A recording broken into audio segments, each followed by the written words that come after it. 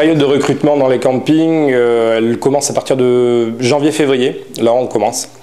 Jusqu'à mars-avril, parce que, c'est ce que je disais, il y a une période de recrutement avec beaucoup d'emplois qualifiés, c'est-à-dire on ne cherche pas un serveur qui s'est dit tiens je vais faire du service cet été, on cherche quelqu'un qui a déjà de la bouteille. Alors soit on recrute des personnes qui font des saisons d'hiver à la montagne, soit on anticipe des gens qui veulent partir sur le bord de mer parce qu'ils sont célibataires et qui peuvent justement agrandir leur CV en venant travailler dans un restaurant, dans un camping, ou après ça peut être dans l'animation, des gens qui font des saisons d'été, des saisons d'hiver et qui prévoient leur saison d'hiver, donc c'est maintenant que ça se passe. Leur saison d'été, c'est maintenant pas dans la saison d'hiver que justement ils cherchent. On s'est amusé à recenser une année 25 corps de métiers différents, et puis une fois qu'on s'est mis devant le tableau et qu'on a commencé à l'écrire, on est arrivé à 40. Et c'est vrai qu'on voit qu'aujourd'hui, sur l'ensemble de ce territoire, alors on parle beaucoup de la côte.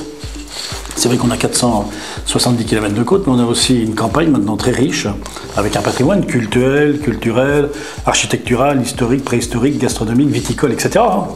Et qui fait que sur tous ces lieux-là, il faut déclencher effectivement des prestataires pour pouvoir faire du tourisme. Alors on a effectivement tous les campings, mais on a aussi tous les gîtes, toutes les maisons d'hôtes, tous les hôtels, qui génèrent effectivement du tourisme. C'est énorme. C'est la première économie du département, puisque c'est 1,6 milliard de rentrées économiques par an, c'est 20 000 emplois.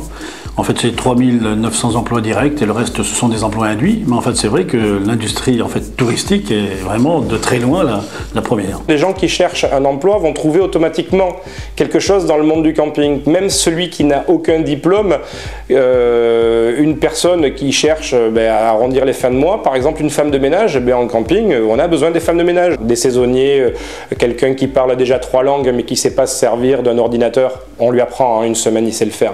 Mais il faut déjà qu'il ait cette envie de communiquer avec les autres.